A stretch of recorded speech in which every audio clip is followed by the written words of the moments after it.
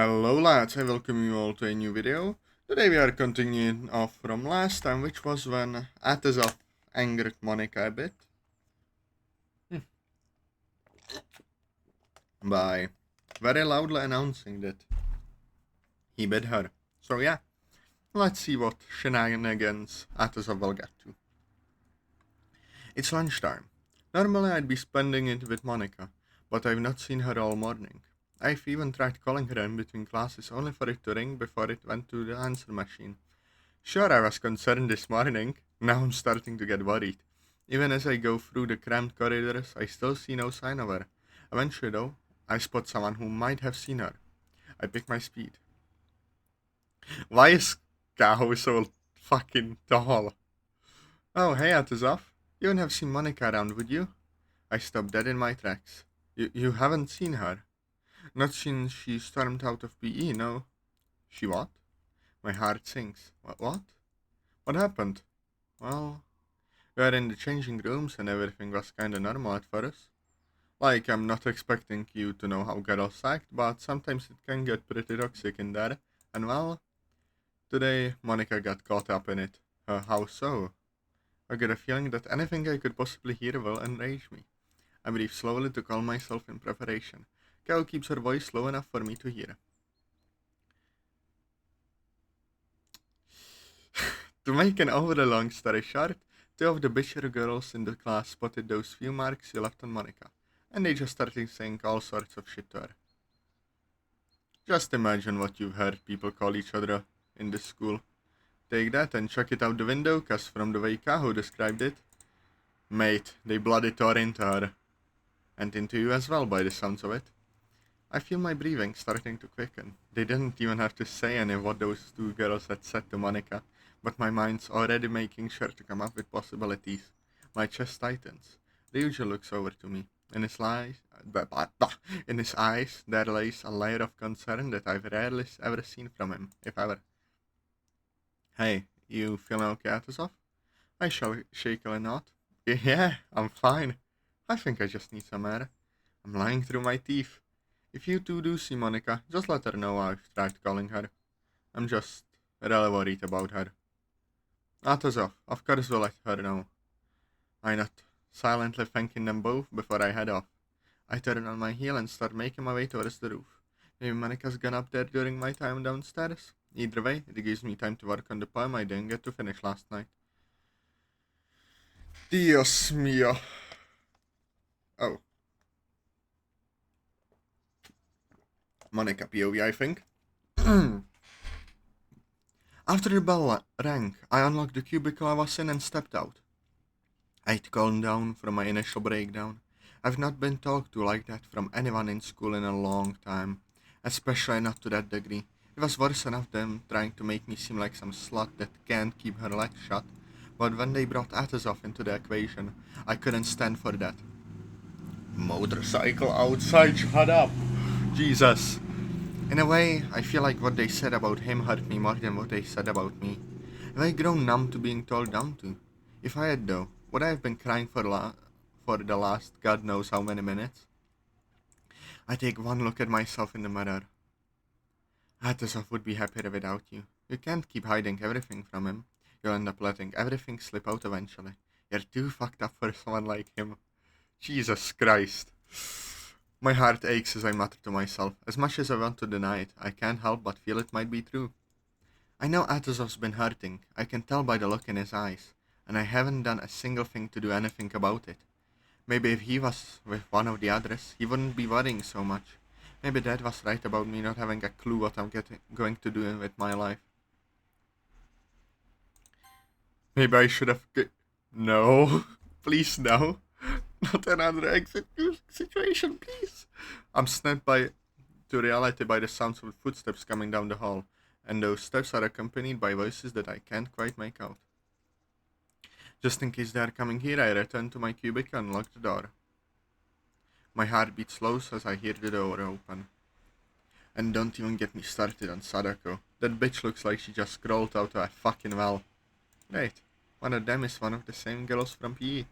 I try my hardest to keep silent as they continue their conversation, Well, less a conversation, more of a vehicle for them to degrade other students. However, it's not too long until something they say catches my attention. So, Yuki called me the other day. Oh yeah? What she want? Nothing much. I thought I'd tell her about her, I thought I'd tell her about her ex though. Atazov? Yeah. She said either Monika's standards are non-existent or she's desperate. Oh, she's desperate, alright. I can feel my blood starting to slowly. I forget to do the voice. Did you know that she let Atazov bite her? The second girl scoffs. You serious? Yep. There's one on her neck, one on her back, and one on her back. Uh, okay, I can get the neck and arm, but how the back? Like, do they mean like the side? Like, or just like directly on the spine? Fucking, what? Not a. The British stuff sometimes fucking gets me. Not a pair of weird guns, aren't they? I grimace internally. I despise that word. Cunt? Weird? Which word? Oh, they're all over each other. Wouldn't surprise if he's already knocked her up. I let out a small sneeze and the conversation falls dead silent. I hear footsteps approaching the cubicle and my heart goes into overdrive. There is then a quick burst of knocks on the cubicle door. Is somebody in there? I stay silent. Another couple of knocks follow. I still don't budge. The knocks then become quicker and more aggressive in tone. A brief whimper breaks my silence. Oh shit. I then hear some murmuring from the other side. Oh, Monika. I keep forgetting to do the voice. Ah! She speaks in an eerie, almost sing-song tone. Could you be a sweetheart and please open the door? I shudder at the thought. Eventually, though, the bathroom door opens. We are just leaving. Yeah, sure you were. The other girls leave.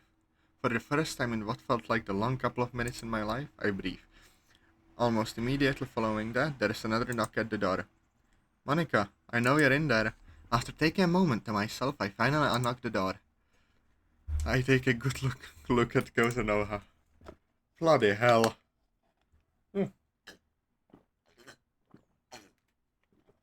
Some hours of drinking ASMR. Always lightens the mood. She probably thinks I look like a mess. How do you know I'd be here? After you didn't show up for class, I figured you had to be somewhere. And by the looks of it, it's a good job I came here first. You look frightened. I am. When the one of the girls who slut-shamed you in front of at least half our classmates told shit about you, calls you and your boyfriend all sorts of horrible things, only then to try and get you out of hiding to do who knows what, then yeah, it's kinda hard not to be. Christ. There's a bit of silence between us. My breathing is slow, deep and shaky. Atazov doesn't need this. He's better off without me. My voice breaks and tears start forming in my eyes. Monika, what are you on about? From what you've told me, and what I saw yesterday, Atazov cherishes you. I know he does, and that's why it's killing me to see him hurting because of me. Has to live with the knowledge my dad puts me down every single chance he gets. Has to put up with me every time I break down. I almost ruined one of his friendships with one of my club members because I let myself become a paranoid, jealous bitch. He had been nothing but sweet and patient with me, and I'm just piling all this shit onto him with no consideration. He doesn't deserve any of this. I can't hold it back anymore. I let all my tears out. Monika, without another word, Kotonoha pulls me into a tight embrace. I bury my face in her shoulder and just let everything out. I don't even care that my throat starts to ache. I just keep crying. But in spite of that, Kotonoha stays here trying her best to comfort me. How she's able to do this is beyond me. Monika, everything's gonna be okay. No, it's not. I'm just gonna let everyone down. Everyone just holds me so highly. You're not what people say you are, but that's a good thing. No one's perfect. That's what makes us human, after all. She pats my back. Once more, there's silence between us. But Kotonoha eventually starts talking again. I don't want to sound like I'm being mean, but have you ever considered seeing a therapist? I'm not against her shoulder. I'm petrified though. Well, we'll all be here for you. Me, Kaho, Atazov, and the Literature Club. We'll all be here. My breathing... My throat hurts from this. Ah! My breathing starts to calm down. I eventually break away from Kotonoha. Such a weird name.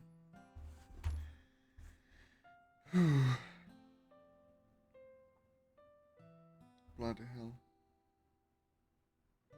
Yeah, this is just... Whew, something, truly.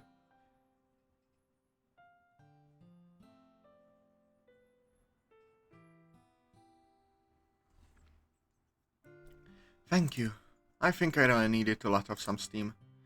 I then look at the tear stains I left on Kotonoa's blazer. Sorry about the blazer. Hey, don't sweat it, it'll wash out. You're more important than some crummy old blazer. The pair of us laugh. I think I'm gonna fucking vomit from the voice. Ugh. After everything that had just happened, this is much more welcome relief. If you want, we can always see about you staying in one of the staff rooms until the end of the day. Yeah, I think I'd like that. The pair of us finally leave the bathroom and start heading for the staff rooms.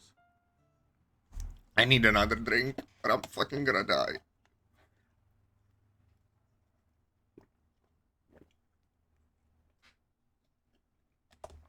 Oh, bloody hell. That hit the spot. Another school day drags to its end. During second break though, Kotonoa did eventually come find me and let me know that she found Monika. But, much like Natsuka yesterday, she told me to keep an eye on her. I swear, the more I hear that phrase, the more my concerns will grow. Then again, they're already at an all-time high. The longer I walk through these borderline identical halls, the thoughts of what happened continue plaguing my mind. However, I soon bump into someone. Sorry, I didn't see you there. My voice has a slight quiver to it. No, Atazov, you don't have to apologize. After collecting herself, Yara looks at me. Are you alright, Atazov? You seem lost. Just tell her the truth, Atazov. I'm worried about Monika. I've not seen her since this morning, and after what happened earlier, I shake my head. I know it's not your business. I don't even know why I said anything. No, it's my business. Both you and Monika are my friends. Of course I'm going to want to make sure you're okay. I did overhear what happened with Monika and truly hope she's okay. No one's tried starting on you, have they? Besides the weird looks, not really. Although Natsuki did call me a vampire this morning, but that was before any of this happened. How did Monika respond to that, if you don't mind me asking? She did get upset, but I can't tell if that was because the joke or something else. Yuri thinks for a moment. Do you think she'd be at the club room by now? If she's not left yet, then probably. I go to walk down, but I quickly turn back to Yuri. Could you come down with me? She sounds shocked. Are you sure you wouldn't rather be left alone? I'm positive, Yuri. Besides, after today I could do with the company. If you insist. She gives me a warm smile. Ugh, that fucking milk was not a good idea, Jesus. Whew. Ugh, bloody hell. That is of ASMR part. Fucking who knows how much. Yeah. We then start walking down to the club room. It doesn't take us long to get to the club room. As soon as we step in, I spot Monika by the front desk. Almost immediately, I drop my bag off well, what? I drop my bag off by the door and rush over to her. Oh, yeah, it is. What's up? That was the most nonchalant response. Jesus Christ. I wrapped my arms tightly around her, taking her by surprise. I had my face against Monika's shoulder. I've missed you so much. I'm trying so hard not to break down in front of her, especially with Yuri being in the room as well. Monika then puts her arms around me, but stays silent. I've tried calling you. Why didn't you tell me what happened? I didn't want you to see me in the state I was in. Why not? Do you think that I think less of you? I look up at her, my eyes damp. My heart sinks as she nods in response to my question. I know it sounds stupid, but there is a small part of me that's scared that you do. Mone, look at me. Her emerald eyes sparkle in spite of her tears. Nothing could ever make me think less of you. I promise you that. Monika then holds her head against my shoulder. Rather than crying though, she exhales and relaxes her body. I'm with you because I love you, Monika. Nothing's gonna change that. Ever. Monika pulls away from me and wipes her eyes. You mean it? Always will. Monika wraps her arms around me once more. This time wearing a relieved smile. I then turned my head back to the rest of the club standing at the back of the room. Jesus Christ, oh yeah. Bloody hell, the whole fucking club is there. There is a standing seemingly focus on mine and Monika's embrace. More British. How long have you lot been standing there? Long enough. Should we stop or... Nah. This is actually pretty cute. I hear Monika gently hum in my ear. And if we don't do any club stuff, I'm just glad to be surrounded by my closest friends and girlfriend.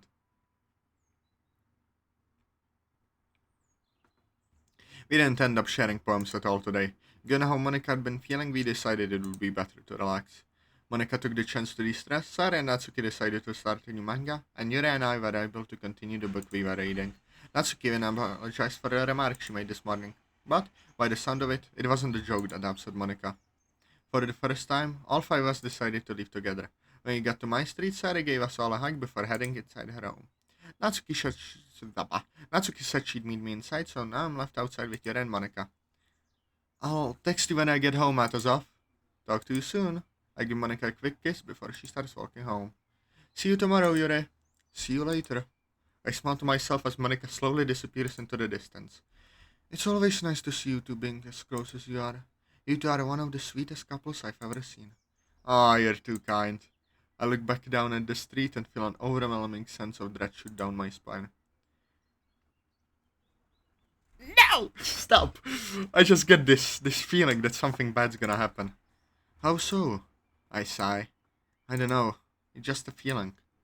Just out of curiosity, how long have you had this feeling? For a while. I close my eyes tight lest to think of anything else I could say. Everything that I can think of, though, I can't bring myself to say any of it. How can I expect anyone to help me when I can't even tell them what's wrong with me?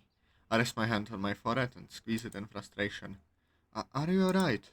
Yeah, I'm fine. Just got a little bit of a headache. To be fair, that's at least half true. I suppose in that case I should let you rest for a bit. Besides, today's been stressful enough as is. You don't need me to exacerbate that for you. Okay, my English level may be good, but this threw me off. Yuri, if anything, you helped me get some of what's been bothering me out of my system. I have. In that case, if there is anything bothering you and you feel okay with talking about it, I'm always available if you need someone to listen to. Only if you want to, of course. I'm not trying to push you. I'd be more than happy to take you up on that. Only when you're ready, though. There is a mutual silence between the two of us. It only lasts for a few seconds before Yuri starts to turn back. See you tomorrow, Atazov. See you, Yuri. Yuri starts walking back home at a quickened pace. I do notice a slightly flustered smirk on her face. Regardless of that, I do find it pretty sweet of her that she's offered to listen to me. I just hope she wouldn't judge either me or Monika for any of it. Feeling a slight bit better, I step back inside. How much time do we have? 2 minutes. Oh no, not Monika again. Brr, it always ends badly. And my voice hurts then. I end up taking a slower route back home than usual. I did also stop by a small cafe around the corner from Atazov's to get a coffee. After everything that happened today, it was a much needed boost. Eventually though, I come up to my house and my heart immediately sinks. What's that Scar doing here so early? I gulp. If he sees the marks Atazov left, he'll kill me. I slowly approach my house and enter. I shut the door as quietly as possible. Almost instantly though, Dad calls out from the living room in his usual gruff tone. Monika, there's a letter for you in here. A letter? That's odd, I wasn't expecting anything. I see Dad sitting down looking directly at me. On the table there lies a brown envelope, cleared with my name. What are you waiting for? It's right there. I roll my eyes and pick up the letter. I look on the back for a return address. New York. I look at Dad quite confused. Open it. I slowly tear the envelope open, wary of its contents. As soon as I get the letter out, I start to read and my confusion only grows. We would like to congratulate you on your conditional offer for the international business course at the University of New York. I never applied for it. It then hits me as the pieces slowly start to fit themselves together. I then slowly turn to face Dad, my face contorted by sheer disbelief. Did you do this? He takes a moment to answer, giving me a flat and emotional smirk. It had to be done. What do you mean it had to be done? Dad continues to smirk with a looming aura of cold indifference. Originally, I was going to send you to Tenshi, but I figured you'd only want to leech off your family if you stayed here. Leeching? What the fuck are you going on about? Also, did you forget that I've got friends here, let alone a boyfriend? That's icy gaze pierces mine. First of all, watch your damn language in my house. Second, what gave you the slightest impression that I give a shit about your friends? Besides, that little boyfriend of yours is the reason you've been acting up, isn't he? I shake my head, increasingly getting angrier.